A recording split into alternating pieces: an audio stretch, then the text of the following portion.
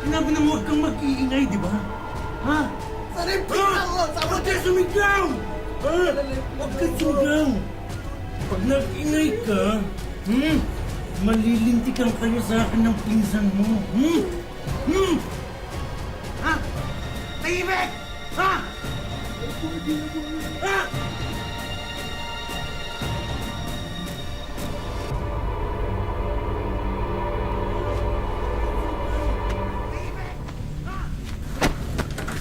Tatakas ka ba?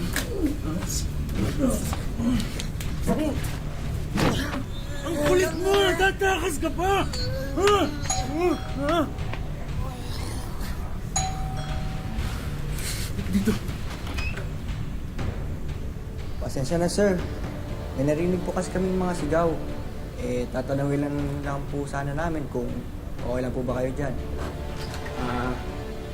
Wala namang problema dito sa amin eh. Ayos na ayos lang kami dito. Medyo nagkakasiyahan lang kami dito. Ganun po ba? Oo. Sige po, salamat po. Pasensya na po sa abala. Sige.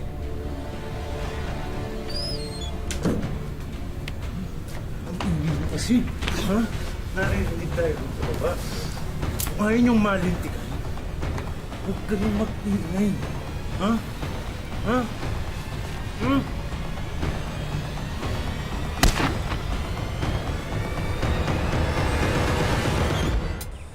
Hindi maikakailang ang mga babae ang mas madalas nagiging biktima ng pangmomolestya at panggagahasa. Ngunit ang hindi alam ng marami, may mga lalaking nakararanas din ng ganitong pang-aabuso. At dahil sa hiya at pangungutyang dala nito, karamihan sa mga lalaking biktima ay pinipiling manahimik na lang. Gaya ng binatang tampok sa aming kwento ngayong hapon. Simula nang maghiwalay ang mga magulang ni Joshua, nakituloy na siya sa bahay ng kanyang pinsan na si Gino. Parang gusto kong maligo kasama nila. Joshua. Hi, Joshua.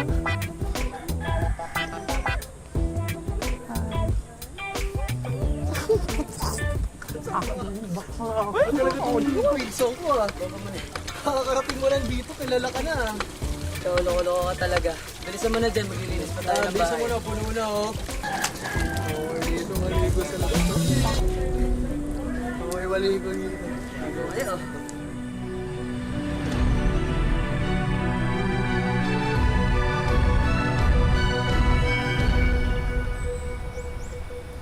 Joshua, ako na dyan.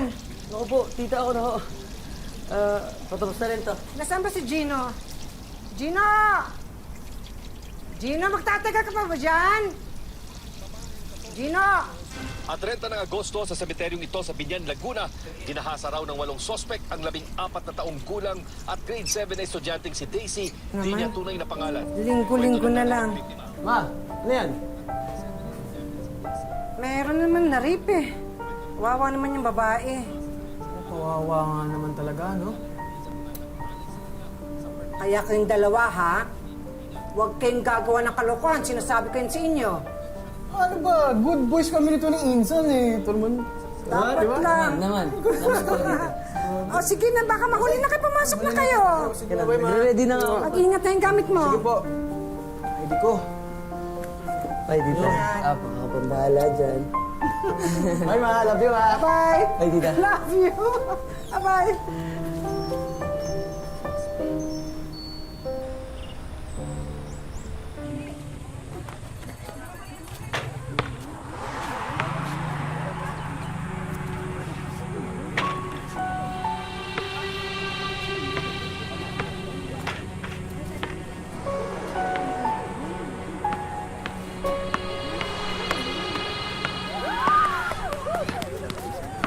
Gege! Yung guys! Ano, men? Wala ka yata sa'yo ulog na yun, ha? Wala ko naman. Wait, Uy, hindi mo tatapusin yung laro? Re, marami pa akong gagawin. At saka, nakakaya naman sa mama mo. Tulong muna ako. Sige. Ingat ka, ha? Tara, Kaya guys. mo dyan, Wait, Gege, ingat. Hoy, Para kay Joshua daw. Uy, may pa-soft drinks to, ha? Ay, ibigay niyo sa iba yung ano. Thank you, girls.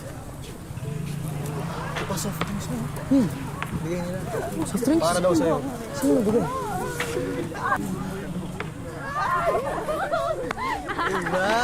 Iba tong pinso ko. Lapitin. Sige na. Lapitin. Sige na. Sasabihin ko kay tita na nagbabasketball ka. Huwag mo akong isusumbong. Opo, master. Sigurado. Opo, master. Okay. Sige.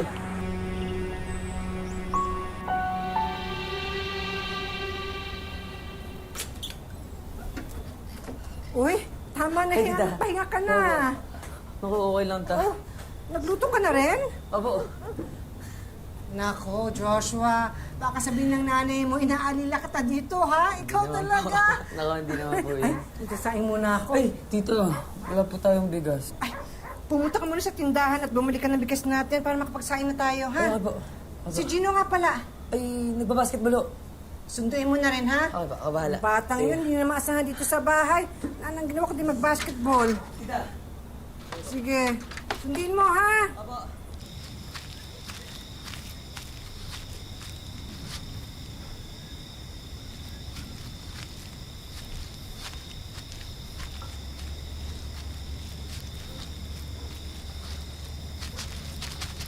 Saan ka pupunta? Ano ko lang, tito? Saan ka pupunta? Ha?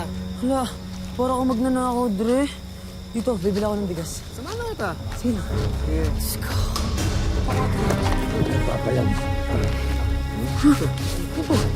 Teka. Meron akong pera. Ito po. Ito po. Kailangan yan. Huwag gumalikot. Thank sa akin. Nakikita mo ba? Dahil sa matinding takot, hindi na nagawa pang manlaban nina Joshua at Gino. Napilitan silang sumama sa estrangherong dumakip sa kanila. Oh, naka-checking na ba yun? Oo, nga ba?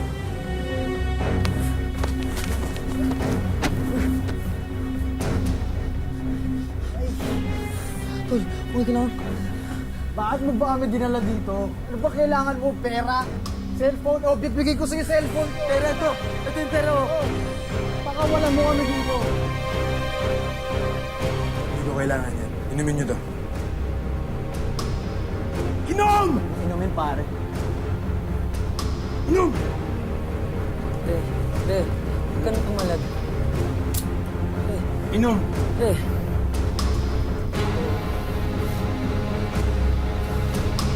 Inom!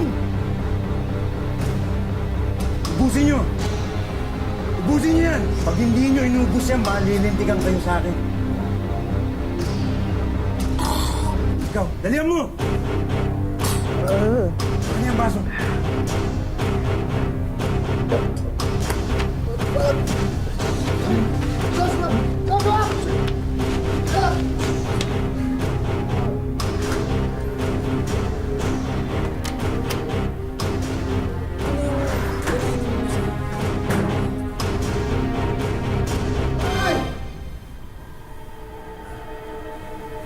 Easy ka lang. Ha? Easy ka lang. Ikaw! Joshua, tulong! Tulong! Yan! Gino! Gino! Gino, hindi ako makagala. Mahimik ka dyan! Mahimik ka dyan!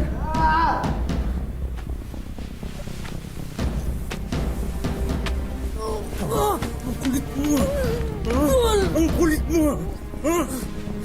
Gusto mo masaktan? Ha? Ang kulit mo! Ha? Ang kulit mo! Tatakas ka pa! Ha? Ha? Ha?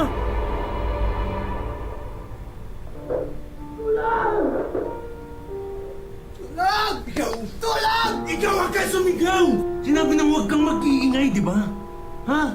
Pag nag-ingay ka, malilintikan kayo sa akin ng pinsan mo.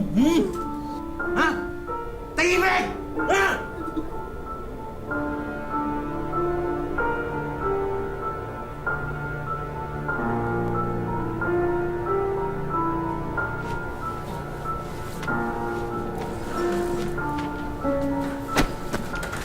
Tatakas ka ba?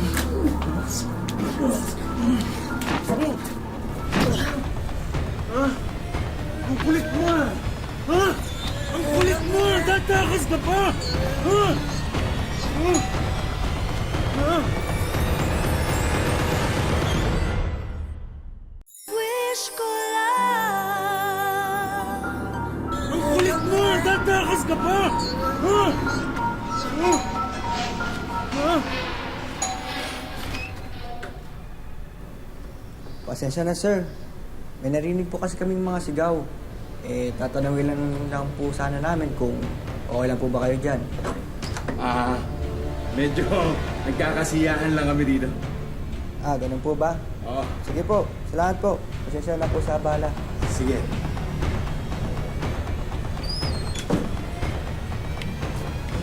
Kasi, ha? Naririnig tayo dito baba.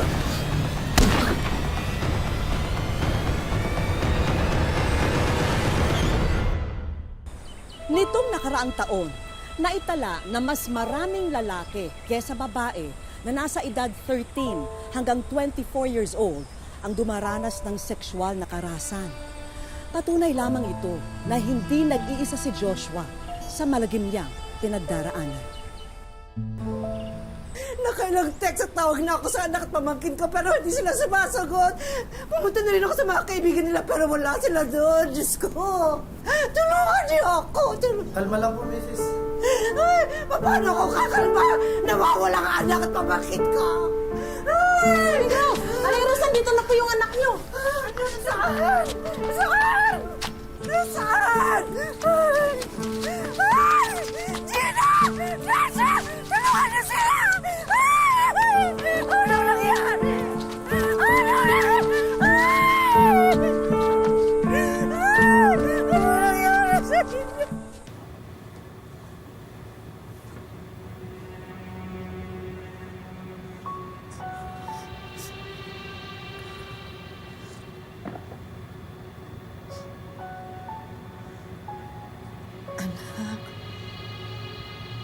Sabihin niyo kasi sa akin kung anong totoong nangyari.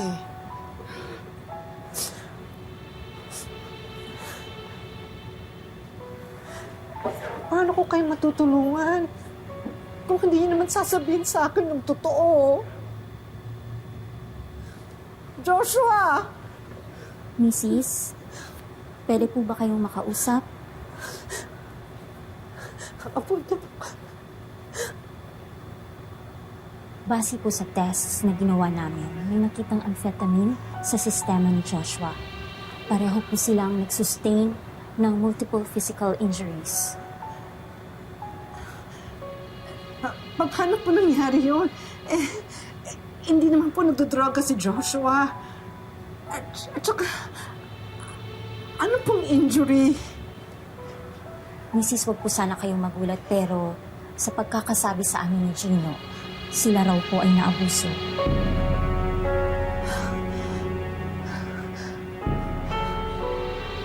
Naabuso?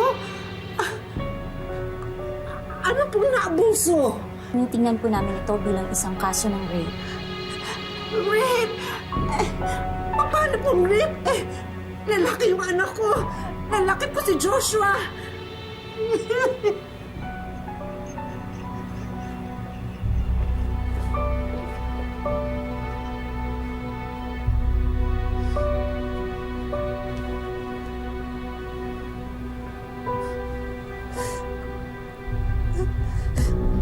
Totoo ba?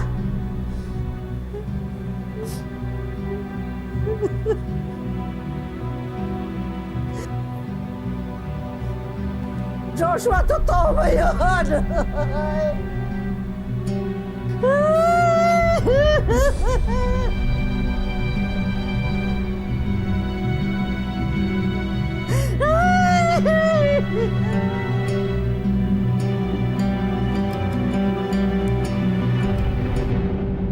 Dumaan sa depresyon, galit at pangungutyak si Joshua. Kaya ang mundo ng binata ay pansamantalang naantala.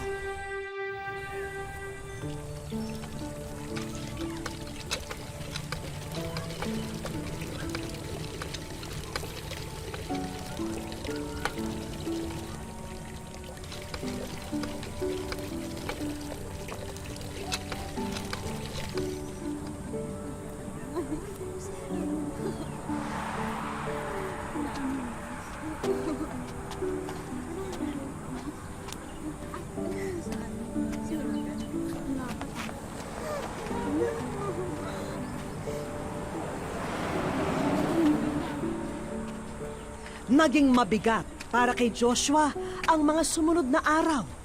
Nag-iba na kasi ang tingin ng mga tao sa paligid niya. Maliit daw yan, kaya matagal hindi nakapasok. Talaga? Ay, lalaki yan. May lalaki bang nililip? Uy, malay mo. Posible. Uy!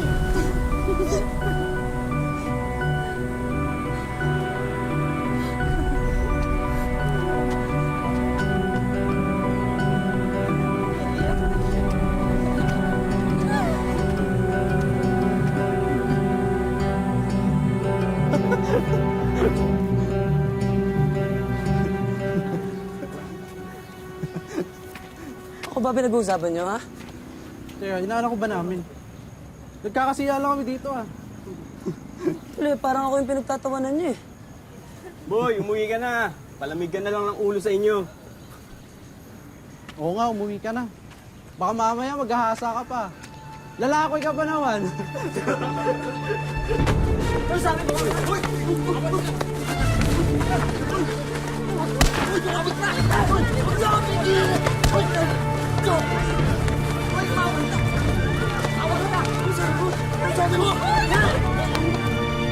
Joshua! Joshua! Tama na! Tama na! Tama na! Tama na! Dito na! Dito! Tama na! Tama na! Tama na! Tama na!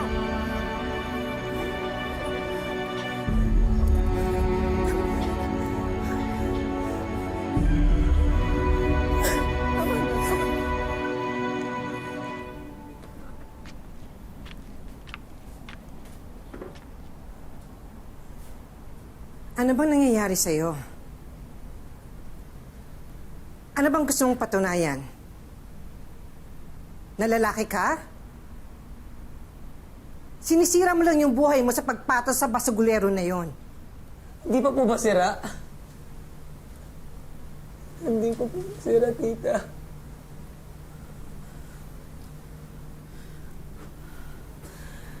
Joshua.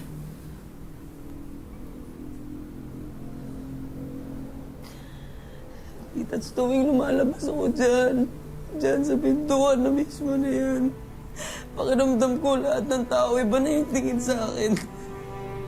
Parang gusto ko nalang magtago eh. Parang gusto ko nalang pumamatay. Joshua. Joshua, mag-usap nga tayo. Sabihin mo nga sa akin kung anong nararamdaman mo. Kung ano yung nasa isip mo. Let na po ang tingin sa sarili mo. Parang hindi ako tunay na lalaki, tita. Hindi ko man na napagtanggol yung sarili ko doon. Halika nga. Tumingin ka nga sa akin. Anak. Tita. Alam kong mahirap gawin. Pero wag mong hayaan na diktahan ng isang pangyayari kung ano ka at kung sino ka. Dahil hindi naman habang buhay na biktima ka. Magpakatatag ka lang. Magpakatatag ka.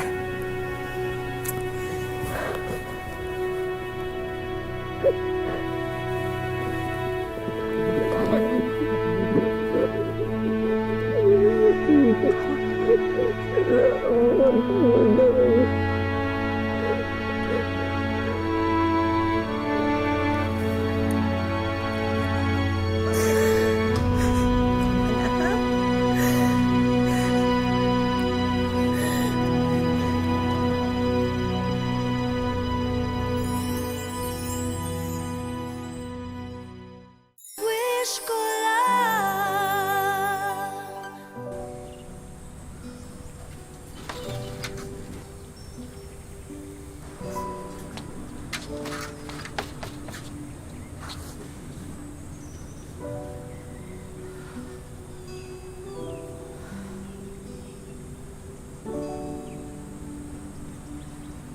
Minsan, nakakwento ni Mama yung nangyari sa'yo kanina.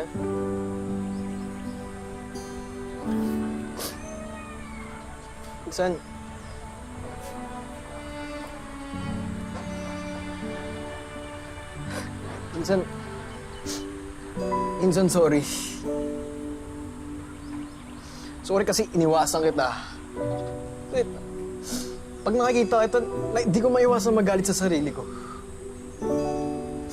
Inayaan kong babuyin ka nung siraulong lalaki na yun. Minsan di ko maiwasan sisihin sarili ko eh.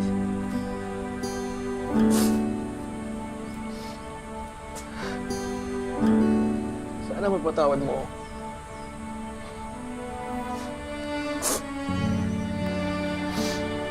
Alam mo, parang ba't humingi ng tawad sa akin, Tol? Parehas lang tayong biktima, men. And yet, minsan may suporta, hindi ko mabigay sa'yo eh. Pero wag kang mag-alala, Insan. Hindi na kita iiwan. Hindi na kita iiwasan.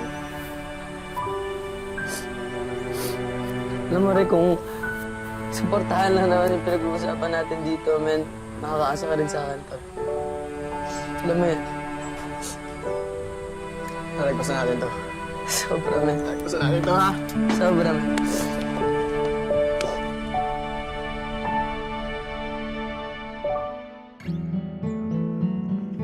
Mula Tuguegarao, nasa isang bayan na sa Batangas, naninirahan si Joshua. Mas pinili niya munang makipisan sa bahay ng kanyang ate dahil sa matinding takot na balikan siya ng taong nanggahasa sa kanya. Decente naman po siyang tignan, tapos yun lang po yung titig niya lang po sa akin. Hindi po mawawala yung titig niya sa akin hanggang hindi po ako makaalis. Masakit po noon kasi panay bugbog niya sa akin kung hindi ko po sinusunod yung mga gusto niya. Sinusuntok niya po ko, sinasabunutan, sinasampal, sinisikmuraan, ganun. Tapos yun po yung kutsilyo niya po, tinututok niya po sa may leeg ko. Parang demonyo po talaga siya kasi yung mukha niya eh.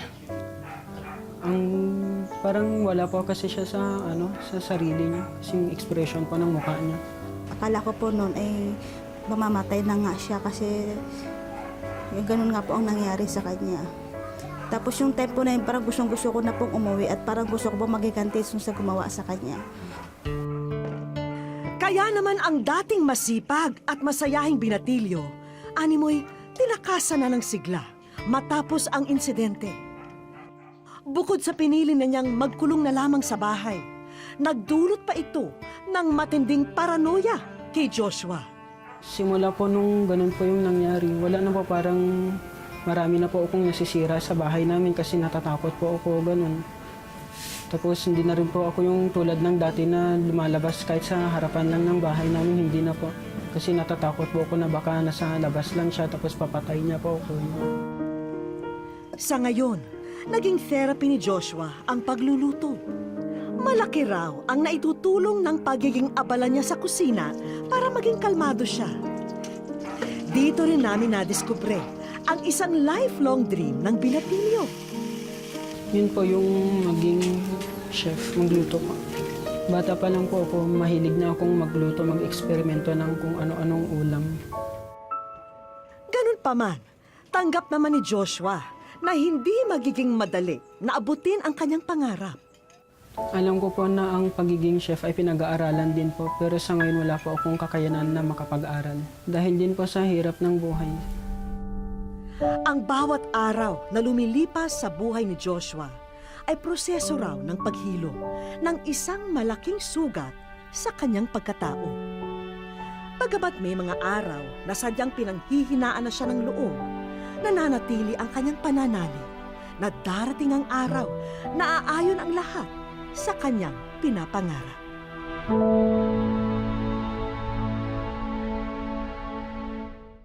Sa aming pagbabalik, at alam mo ba kung bakit special ang putahing ito? Dahil ngayong hapon, Joshua, matitikman nyo na ang sweet and sour lapu-lapu ala...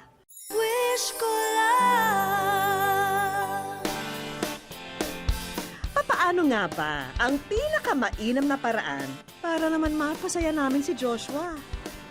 Hindi ba't para sa maraming mga millennial, napapawi raw ang kanilang lumbay sa tuwing nakaka-experience sila ng vitamin C as in dagat?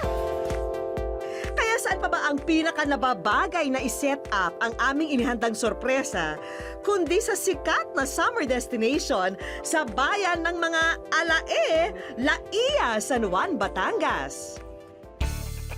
Isang professional chef ang aming naimbitahan para naman makapagbigay inspirasyon at makapag-demo na rin kay Joshua kung paano lutuin ang isa sa mga paboritong ulam ng mga Pinoy, ang sweet and sour lapu-lapu with a twist.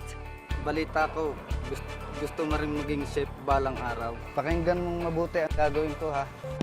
Sa pag-prepare ng sweet and sour lapu-lapu, kakailanganin natin ang mga sumusunod. Makinig kang maigi, Joshua, ha? Dahil sinisigurado kong extra special ang putahing inihahanda ni Chef. Hindi rin basta-basta rin po pala ang maging chef kasi maproseso rin sa mga kasangkapan. Konting prito, konting gisa, at konting palapot ng sauce, okay na. At alam mo ba kung bakit special ang putahing ito?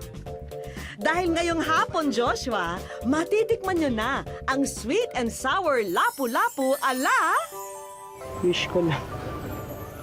Isa lang ang dahilan ni Joshua kung bakit nananatili siyang pursigido na maabot ang kanyang mga pangarap. Gusto ko rin po kasing makatulong din sa kapatid ko, sa pamilya ko po. Ganun para rin po may ahon ko rin po sila sa kahirapan. Kaya naman, kung si Joshua raw ang tatanungin, ang sweet and sour na raw ng wish ko lang ang pinakamalinamnam na ulam na kanyang matitikman. Sobrang saya ko po kasi may karamay na rin po ako sa buhay kasi dati po talagang mag-isa lang po ako, ngayon po kasama ko na po siya. Libreng pag-aaral. Tanggapin mo, Joshua, ang patunay na makakatanggap ka ng 4-year scholarship sa kursong Culinary Arts at wala kang poproblemahin sa kahit na anong bayarin. Para po sa mga kaibigan natin sa STI, mag-aaral ako ng mabuti para makamit ko lahat ng pangarap ko sa buhay. Kung na-enjoy mo ang ating main course, siguradong magugustuhan mo rin ang panghimagas na inihanda namin. Kumbaga sa special halo-halo, kompleto na sa leche flan, ube at ice cream ang susunod na sorpresa. Dahil isang kitchen showcase ang handog namin para mas lalo kang mahasa sa pagluluto. Pati ang laptop kung saan mo mailalagay ang mga recipe na mapag-aaralan mo, sagot na rin namin. Sobrang saya po. Sobrang saya po kasi dahil malaking tulong na rin po to para sa amin, para makakapagsimula na rin po kami nila ate. Masayang-masaya din. Nakikita ko na po na masaya din siya. Para sa akin, masaya na rin po ako. Sana matupad niya lahat ng pangarap niya. Kasama na sa ating kapalaran na minsan ay maging mapait ang buhay. Pero huwag din nating kakalimutan na nasa ating mga kamay rin ang tamang timpla upang maging mas masarap ang ating buhay kasama ang mga taong pinakamamahal natin. Ngayon po handa na po akong kalimutan lahat ng mga bangungot na nangyari sa akin at handa na akong harapin ang pangarap.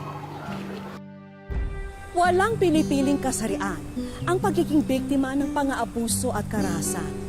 Layunin po namin na bigyan sila ng boses at suporta nang muli nilang maharap ang kanilang buhay na may pangarap at pag-asa.